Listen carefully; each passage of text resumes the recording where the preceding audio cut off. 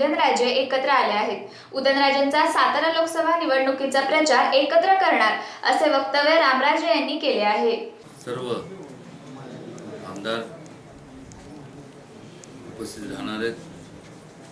सर्व आजी माजी सभापती, आजी माजी सर्व पंचायत समिती सदस्य, सर्व आजी माजी जिल्हा परिषद सदस्य, सर्व आजी माजी नगरसेवक, सर्व पक्षाचे राष्ट्रवादी काँग्रेस आणि मित्रपक्षाचे सर्व प्रमुख आणि या सभेकडे सभा म्हणून न पाहता एक चळवळ म्हणून आपण सगळ्यांनी पाहिलं पाहिजे. चळवळ याकरता की गेली 5 वर्षाच्या कालावधीमध्ये आपण जर पाहिलं तर जी दुरावस्था आपल्याला पाहायला मिळते. 5 वर्षापूर्वी डिजिटल 3 डायमेन्शनल टेक्नॉलॉजीचा अशा अनेक हायटेक टेक्नॉलॉजीचा वापर करून लोकांची दिशाभूल करण्यात आली. मोठ्या प्रमाणावर आश्वासनं दिले गेले, ज्याची पूर्तता केली गेली नाही. किंबहुना उद्योग क्षेत्राचं जे चालले होते, उद्योग क्षेत्रात असणारे जे उद्योग जे सुरळीत चालले होते ते आज बंद अवस्थेत आपल्याला पाहायला मिळतात. GST असेल, त्याचबरोबर मग रेरासारखे कायदे असतील, त्याच्यामुळं कन्स्ट्रक्शन ॲक्टिव्हिटी आणि त्याच्यावर आधारित असणारे संपूर्ण संलग्न उद्योग, सप्लाय इंडस्ट्री म्हणतो, ती ठप्प झाली. कन्स्ट्रक्शन वर्कर्स, इंजिनियर्स, त्यांच्यावर उपासमारीची वेळ आली. व्यापारी वर्गाची तशीच अवस्था. शेतकऱ्यांची तर एवढी मोठ्या प्रमाणात आत्महत्या झाली जी आजपर्यंत कधीच झाली नव्हती. आणि ह्या पलीकडं भारताच्या इतिहासामध्ये एवढ्या मोठ्या प्रमाणावरती बेकारी किंवा कधीच झाली नव्हती. यांचे ध्येय धोरणं यांनी राबवले ते चुकीचे राबवले. पण आता त्यांना सुद्धा माहिती आहे की जे त्यांनी निर्णय घेतले चुकीचे, पण आता परत फिरता येत नाही, ते मागं घेता येत नाही. त्यामुळे समर्थन करण्यापलीकडं त्यांच्यासमोर पर्याय नाही. आणि खऱ्या अर्थाने हे संपूर्ण जे 5 वर्षापूर्वी जी परिस्थिती होती ती परिस्थिती एक चांगल्या प्रकारची, जिथं संपूर्ण व्यवस्थित सगळं आर्थिक परिस्थिती सगळी व्यवस्थित, अर्थव्यवस्था व्यवस्थित होती, ती पूर्व परिस्थिती आपल्याला जर निर्माण करायची असेल तर मोठ्या प्रमाणावरती केवळ याच लोकसभा मतदारसंघात नाही तर संपूर्ण महाराष्ट्रात ज्या ज्या ठिकाणी राष्ट्रवादी काँग्रेस पार्टी आणि मित्र पक्षाचे ज्या ज्या ठिकाणी उमेदवार उभे आहेत त्या सगळ्यांना निवडून देणं ही काळाची गरज आहे. आणि हे केवळ महाराष्ट्रापुरतं मर्यादित नाही, तर जसं देशामध्ये अनेक राज्यात हे असंच लोकांनी त्याचं अनुकरण केलं पाहिजे. आणि हे झाल्यानंतरच खऱ्या अर्थाने परिवर्तन घडेल. आणि ते घडल्यानंतर खऱ्या अर्थाने हा देश एक प्रगतीच्या मार्गाने वाटचाल करेल. नाहीतर आज जर परिस्थिती आपण जर पाहिली देशाची तर अधोगती सोडून द्या, पण अक्षरशः बँक्रप्सीच्या उंबरठ्यावर येऊन हा देश थांबलेला आहे.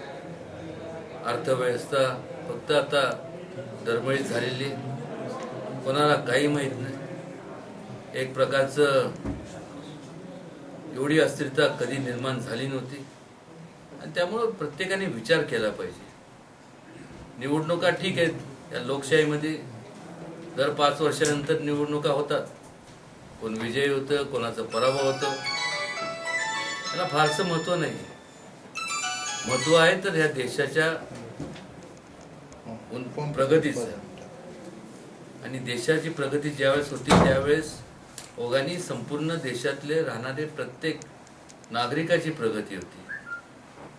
आणि याकरता एक चळवळ म्हणून आपण सगळ्यांनी पाहिलं पाहिजे.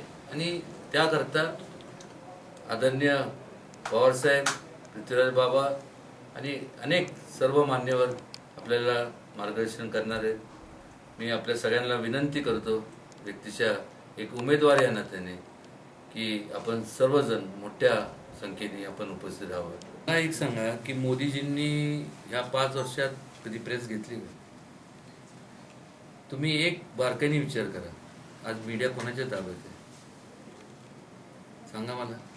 तुम्ही माझ्या ताब्यात नाही. एक लक्षात घ्या, प्रश्न विचारताना एक लक्षात घ्या, तुम्ही ह्या लोकशाहीचा 4था स्तंभ.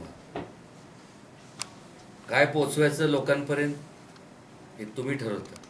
आम्ही जे बोलतो त्या 4 भिंतीच्या लोकांना तेवढ्यापर्यंत पोचतं. पण तुम्ही आमचं जे म्हणणं आहे हे ह्या 4 भिंतीच्या बाहेर जाऊन संपूर्ण म्हणजे सगळीकडं घरोघरी तुम्ही पोचवता. आणि ही वस्तुस्थिती. आता ते कसं पोचवायचं, कारण की इश्यूचा नॉन इश्यूज जर करायचं असेल तर त्याला काय मला म्हणजे त्याला उत्तर देता येत नाही. नवीन कंपनी जर सोडून द्या, हाय ते आता बंद, ज्या सुरळीत चालल्या होत्या त्या सगळं बंद झालेलं आहे. तुम्ही जाऊन बघा, पुण्यासारख्या ठिकाणी ऑटोमोबाईल ज्याला हब म्हणतो आपण, तिकडची अवस्था बघा. आता गिरायकच नाही. खंडाळ्याची काय अवस्था आहे? आमचं येणं जाणं नाही झालं. जाऊन विचारा ना. हसण्यावरी घालू ना. ही बेसिक फॅक्ट्स आहे. आज ना उद्या ठीक आहे, निवडणुका पार पडतील, पुढं तुम्ही रोजगार, त्याला मार्केट कुठे आहे? रिपोर्टर साहेब, मी आपल्याला एक नम्रतेने सांगतो की आम्ही राजकारणात आहोत. माझे आणि उदयन महाराजांची वैयक्तिक काय वाद, त्याच्या राजकारणाची काही समस्या येत नाही. हे वाद आहे की नाही हे आमचं आम्हाला ठरवून द्या. तुम्हाला काय ठरवायचं त्यात काय. आम्ही दोघंही तुमच्या वयाने बराच मोठे, त्यांचे वय मॅच्युअर्ड निश्चितच असतील.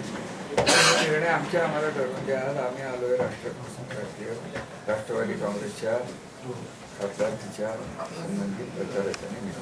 आमच्या दोघांचे नेते ज्यांचं नेतृत्व आम्ही मान्य करतो ते पवारसाहेब 24 तारखेला येणार असल्यामुळे आणि मागच्या मिटिंगला मला येता आलं नाही आणि आपणही आपलं प्रामाणिकपणे काम करून मी इथं ॲबसेंट होतो हे संबंध महाराष्ट्राला कळवलं. त्याबद्दल तर मी आपला आभारी आहे. परंतु आता मी प्रेझेंट आहे हे महाराष्ट्राला कळवायची मला हे कळत नाही. तुम्ही कसं ठरवता हे प्रॉब्लेम आहे ते. आमच्या मताने हे सुटका होऊ शकते. आम्ही कार्यकर्ते नाही राष्ट्रवादीचे. राष्ट्रवादीचे कार्यकर्ते प्रेसच्या मागे उभे राहत नाहीत, ते माय शेजारी म्हणतो. तुमच्या दृष्टीने अडचण असेल, आमच्या दृष्टीने सुटका असेल.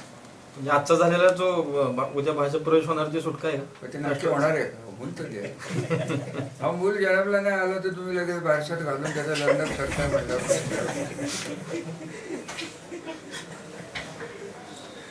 जन्म तरी आहे. बरंच बघितलं, फारसा फरक पडेल असं मला काय वाटतं. कसं आहे, मी तुम्हाला सिरियसली सांगू का, ज्या मताच्या आम्ही कधी माड्यातनं मानमधनं अपेक्षाच केल्या नव्हत्या, त्या मताची बेरीज आणि वजाबाकी भागाकार गुणाकार आम्ही का करावं? ते तुम्ही करा. आणि मी एकटा इथं थोडंच आहे, गाडगे साहेब बसले, त्यांना विचारायचं. माडी जबाबदारी माझं तुमच्याकडे माझ्यावर समजा जिल्ह्याची जबाबदारी आहे म्हणून दोन्हीच्या अनुषंगाने विचारलं. सातारपणाने ते आम्ही दोन्ही सीटां निवडून आणणारी गॅरंटी देतो. कोण जाते आणि कोण येते या काही विषय नाही.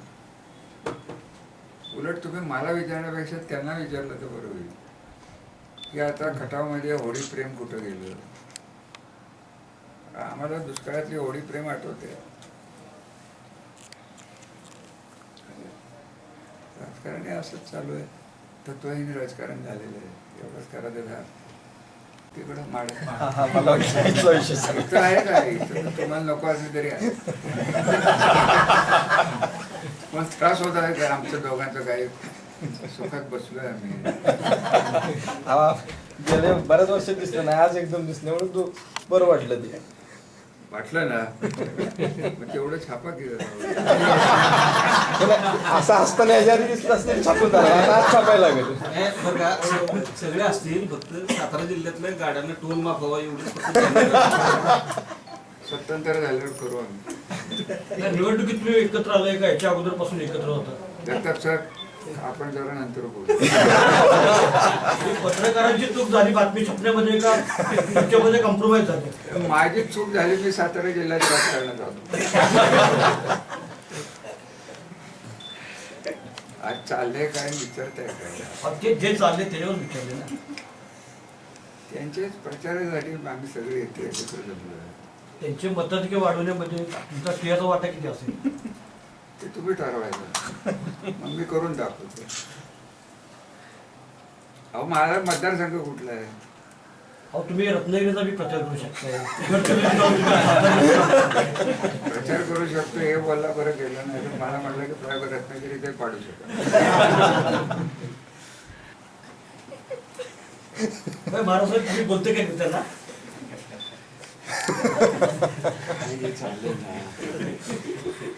उदयनराजे सांगून टाकायचं. ताणतणाव आम्ही सहन केला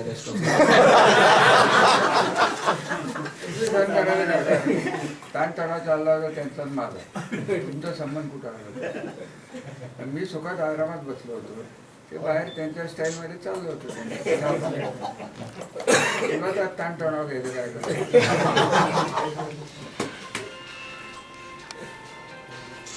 पण ताणतणाव निवडला आहे असं समजायचं आता. ताणतणाव नव्हतं म्हणजे निवडायचं कारणच नाही. फक्त हक्केनं सगळी घाबरत होती. काय बरं का तुमच्या काही गोष्टी लक्षात येत नाही.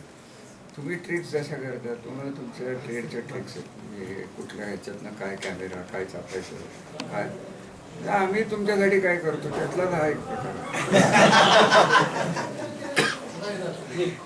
तुमच्या गाडीत चाललो होतो.